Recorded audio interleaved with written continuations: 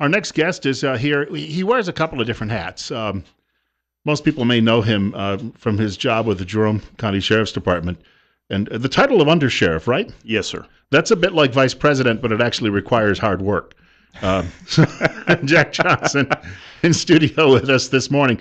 But he's not talking law enforcement really specifically today.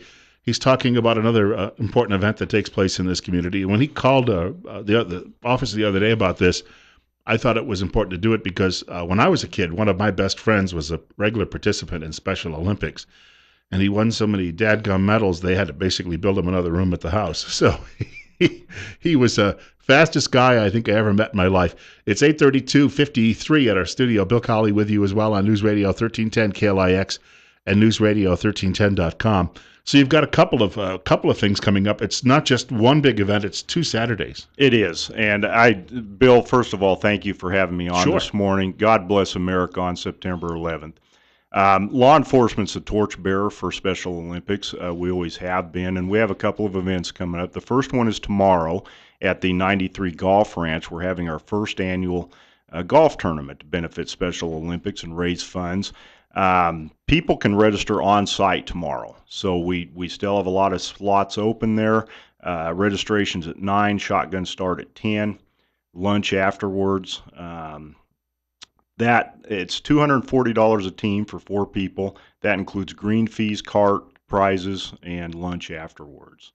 The following weekend, on the 19th, we have our Fueling Dreams fundraiser. That's when Special Olympics teams up with the Maverick stores. Maverick really is a huge fundraiser for us for Special Olympics. For every dollar of gas sold, 7 cents off that dollar goes directly to Idaho Special Olympics. And so it's a really good fundraiser. We have the cops out there. They're pumping gas, washing windows for people, and encouraging donations. So those are the 2 immediate ones we have coming up. We do a lot of different ones. We have Tip a Cop at Perkins. We've already done that this year. Cop on Top, which will be later this year. Beat the Heat, which has already been done this year. And this, what we're calling our golf tournament tomorrow, is driving dreams and driving for dreams, putting for victories. And people who have not yet signed up, is there still time to do that? There is. They can sign up and register on site tomorrow.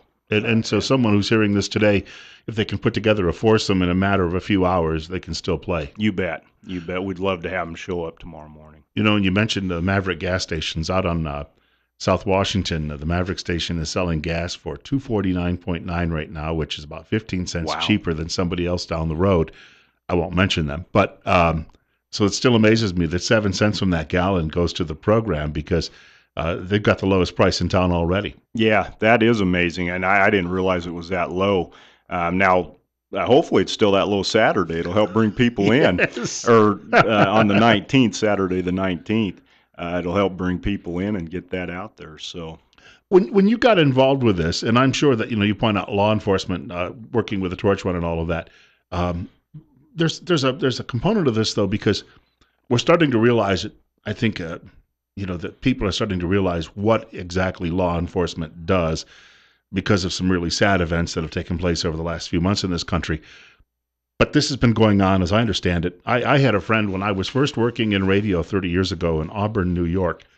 He was a lieutenant on the local and made captain later on, but made captain on the local police department. He was always the torch runner, the last leg through the city for Special Olympics. Yeah.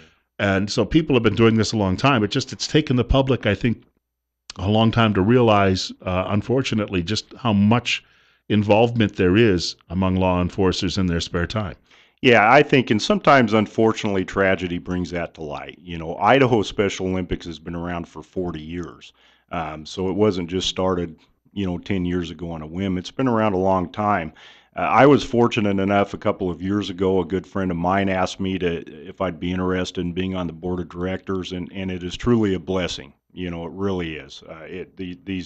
These kids and adults, it's just absolute wonder to see their faces when they compete. So, and there are some remarkably talented athletes in the Special Olympics. There is. Yeah, there really truly is. Now, next summer, Twin Falls will be hosting the summer games for Idaho Special Olympics, so that's going to be a big deal for us around here. There's thousands of people coming in. Yeah, yeah, and it'd be a good boon for the economy because all these people, everybody that competes, brings families with them, we have roughly 2,500 athletes statewide. So there's a lot of people that benefit from that. Plus their families come in, and so Right. all the hotels are filled, and Right. big for the community in that sense too. Exactly.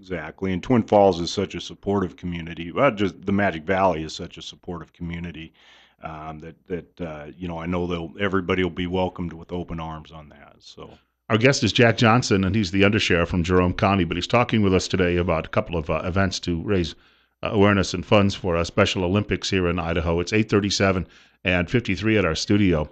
You personally, how did you get involved with it? I've been involved. It started with law enforcement, and I've been in law enforcement a little over 30 years now. Probably the first year or two that I started in law enforcement, we had the torch run, and it's everything's kind of grown outwards from that torch run over the years. So that's really my connection there. Now, I can go back to high school. I was one of those people that was chose to help with kids with disabilities in PE class and things like that, which I think they did to keep me out of trouble because I was a troublemaker, and I think, well, if we can refocus his attention somewhere else, But whatever they did paid off for me in the long run that way. I was going to say, the thing is, I got involved with some of these programs in high school as well. And again, I mentioned a neighbor that I knew, and you get hooked on it. I mean, it's one of those things, and you make a lot of great friends, and it's just you walk away from it at the end of the day, and you feel that you've done something important. It's not about you. You've done something important for someone else. Right, and that's what it is people helping people, and that's one thing in law enforcement. We talk about that. A lot of people overlook.